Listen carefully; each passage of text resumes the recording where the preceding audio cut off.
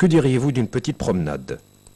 Alors prenez le sentier récemment aménagé le long de la Dieu, laissez-vous guider par le doux clapotis de l'onde claire et serpentez tranquillement entre fleurs et arbustes.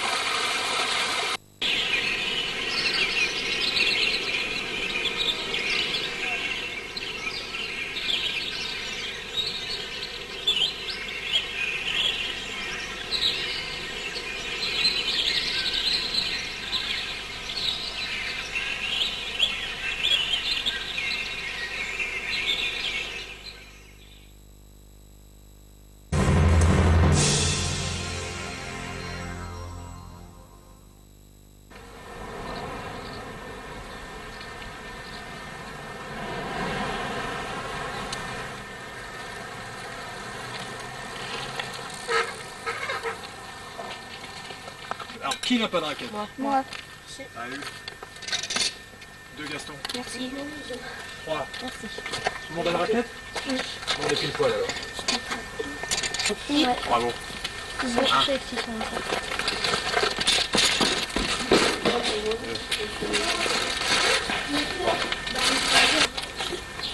Merci. 5. Tout le monde a un volant? Donc il y en a 2 qui ont déjà fait du badminton. Toi et dans 3 avec Fabien. Mélissa. Qui était là la dernière fois? 1, 2. Ok. Donc on va reprendre un peu d'éviter de laisser tomber le volant. D'accord? Donc ce qu'on va faire, on va se répartir un peu sur toute la zone. Vous allez éloigner les uns des autres pour pas vous mettre des coups de raquette. Il y en a qui ont déjà eu chaud ce matin. Vous allez prendre le volant, vous essayez d'en faire le plus possible en faisant rebondir le volant. Ok? C'est parti.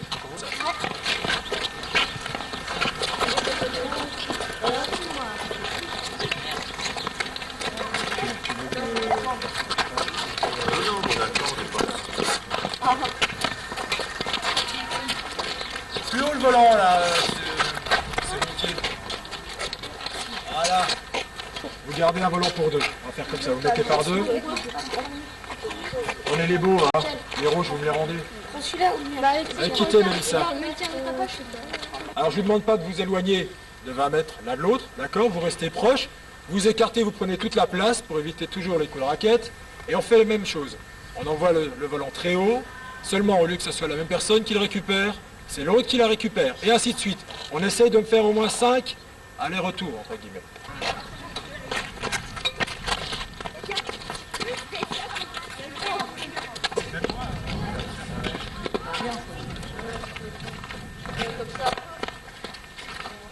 Allez, les meilleurs, faut m'en faire au moins une quinzaine, là. Mettez un volant dedans. Le but du jeu, c'est de mettre un volant dedans, bien sûr. Chaque fois que vous le mettez dedans, ça vous donne un point. D'accord? Simplement ça, objectif, précision. Bravo. Quand le volant est au-dessus de la tête. Ok, il faut que tu fasses le filet, là, avant de te dire. C'est moi.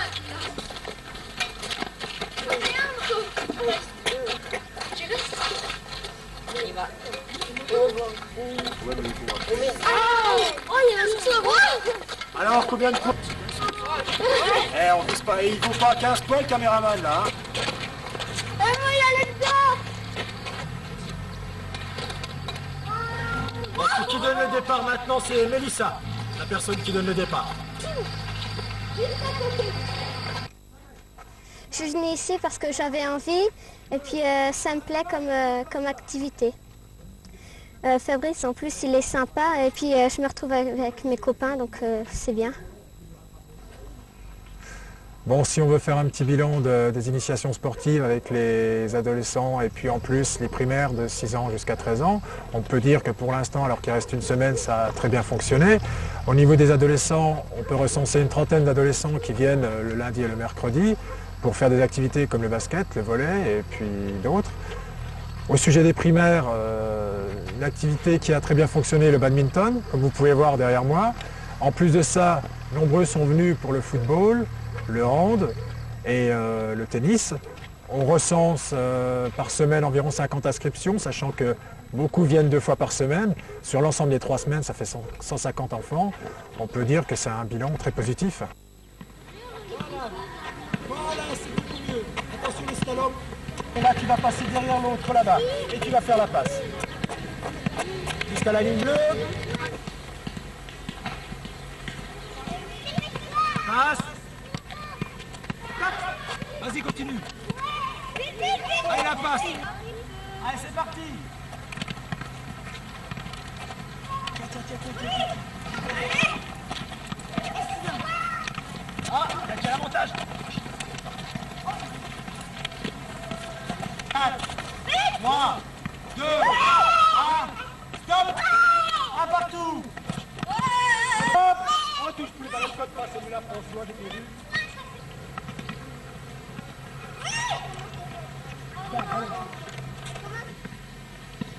Je sais pas.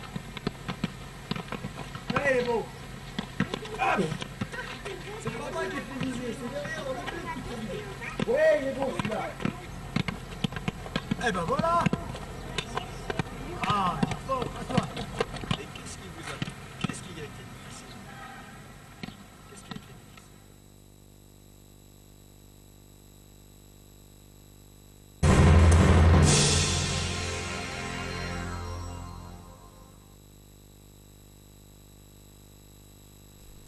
Le fort de Trouillon retrouve vie grâce aux bénévoles de l'association Ceux de Trouillon, qui ne ménagent ni leur peine ni leur temps pour sauver de l'oubli ce lieu de mémoire que représente cet édifice, et de nous faire découvrir l'histoire de ces hommes qui y ont vécu lors de cette tragédie humaine que fut la guerre de 14-18.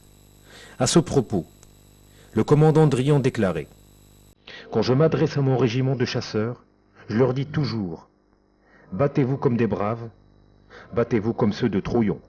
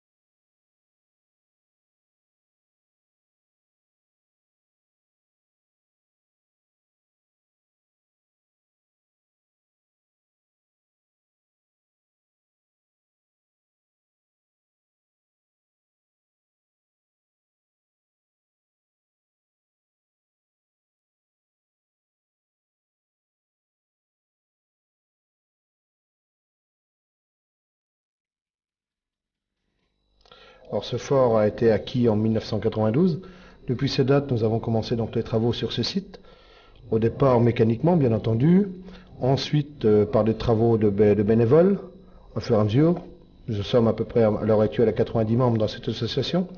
C'est une association de 1901 qui a donc ce fort est aussi un fort du système serré de rivière non modernisé, construit en 1878-1879.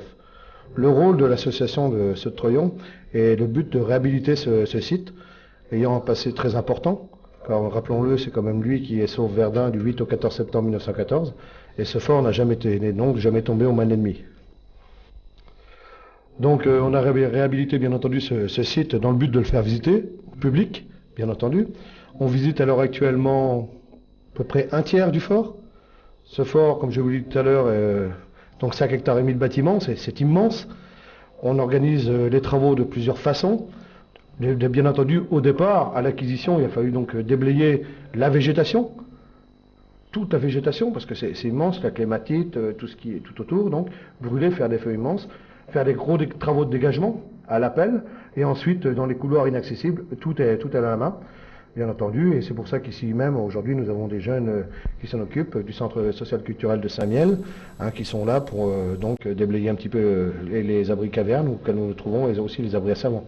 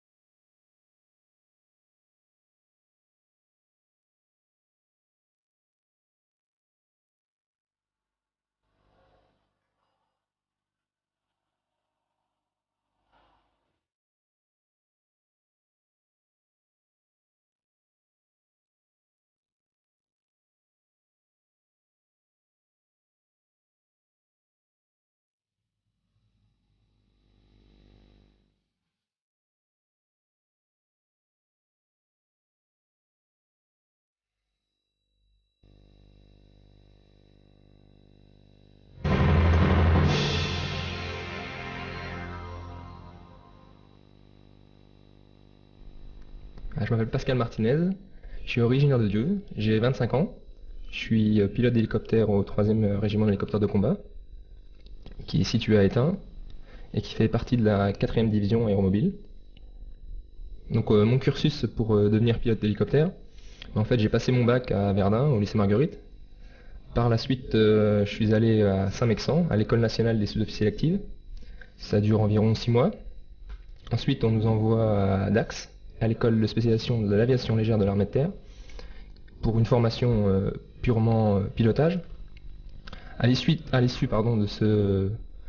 de cette école, on choisit notre régiment en fonction de notre classement. En ce qui me concerne, j'ai choisi le 3e régiment d'hélicoptères de combat. Et en étant dans ce régiment, j'ai pu partir en ex-Yougoslavie. Donc notre mission principale en ex-Yougoslavie était le respect par les belligérants des accords des Dayton, qui plus clairement en fait est le respect de la ligne de confrontation qui devait être séparée par les belligérants d'un certain nombre de kilomètres. Et on devait aussi surveiller les points de regroupement du matériel, où on vérifiait le nombre et le type de matériel qui disposait. On a aussi effectué des évacuations sanitaires, en gros une quarantaine, de jours comme de nuit. Ces évacuations sanitaires étaient au profit des autres armées, car en Yougoslavie il y a tout type d'armées, il y a les Américains, les Anglais, les Espagnols, les Italiens et les Marocains même. Donc on a fait des évacuations pour tous, mais aussi pour la population locale, avec surtout des blessés par mines et pièges, qui est un des plus gros fléaux, je pense, de l'ex-Yougoslavie. La majorité du temps était occupée en fait par la préparation des missions, qui prenait pratiquement tout le temps. L'autre partie de la journée, on était en alerte bien souvent, pour partir à tout moment, intervenir sur un point où il y avait des problèmes. On s'occupait aussi en faisant du sport pour maintenir la bonne condition des hommes, c'est important. Et aussi à l'amélioration des conditions de vie, en fait. On améliorait pour avoir quelque chose de bien où vivre, c'est tout simple. Que ce soit pour manger, pour dormir ou même pour se laver. Donc les conditions de vie dans notre campement de Ploče étaient assez bonnes. On logeait dans des petites baraques, style baraque de chantier, où on était à 3 ou 4 en fonction du grade en fait. Et donc on avait un lit et une armoire chacun. En ce qui concerne l'hygiène, on avait une dizaine de petites baraques où il y avait 3 douches à l'intérieur. Et donc en tout ça faisait une trentaine de douches pour 200 personnes à peu près. Donc c'était relativement correct. Et en ce qui concerne la nourriture, on avait des salles à manger. Donc pour avoir cette nourriture, on faisait la chaîne, style resto U. Et ensuite, pour ce qui concerne la vie en général, ça se passait bien. La nourriture était bonne. On a eu la chance d'avoir la meilleure chaîne de toute l'ex-Yougoslavie, parce qu'on avait un major qui s'occupait de la nourriture vraiment très bien. Donc on a bien mangé. Est-ce qu'il t'est arrivé d'avoir peur et y a-t-il eu des soldats qui ont été tués? En ce qui concerne la peur, non, j'ai jamais vraiment eu peur. À part peut-être au premier vol où on a plus de l'appréhension que de la peur en fait, parce qu'on survole quand même un territoire qui n'est pas hostile mais qui peut l'être. Et en ce qui concerne les soldats tués, il n'y a pas eu de soldats tués, heureusement pour nous. Et pour les soldats français, il n'y en a pas eu, il n'y a pas eu de tués. Que retires-tu de ce séjour? En fait, pour moi ça fait une nouvelle expérience, car c'est la première fois que je pars à l'étranger, donc c'est très important. Une expérience au niveau militaire mais aussi au niveau humain, car on vit 24 heures sur 24 ensemble, 7 jours sur 7, donc c'est pas toujours évident. Il y a des hauts et des bas au niveau moral et autres. Et pour moi, je pense que la mission a été effectuée, car il n'y a pas eu de combat pendant nos 4 mois, donc c'est qu'on a fait bien notre travail. Et en ce qui concerne la paix, c'est pas évident de répondre à mon niveau, mais je pense que ça va se décider en fait en septembre avec les élections. Et si ces élections se passent bien, et si ensuite la vie reprend normalement, entre guillemets, et surtout la situation économique repart, je pense qu'ils seront sur la bonne voie, mais bon, on ne sait jamais. Serais-tu prêt à repartir? Oui, je suis toujours prêt à repartir, car c'est mon métier de partir. Je suis militaire, et quand on me dit partir, je pars, il n'y a pas de problème, et je suis toujours fanat. Donc on va situer un petit peu mieux l'endroit où nous étions basés. Donc nous étions basés à Ploče, en Croatie, qui se trouve sur la carte, on va situer à peu près, ici, et c'est à 1500 km d'Étain. Nos missions principales se situaient sur un couloir qui part de Ploče ici, vers Sarajevo, qui se trouve ici, avec un point central, Mostar. Donc vous tracez un trait de Ploče à Mostar, et vous avez l'endroit où on travaille le plus.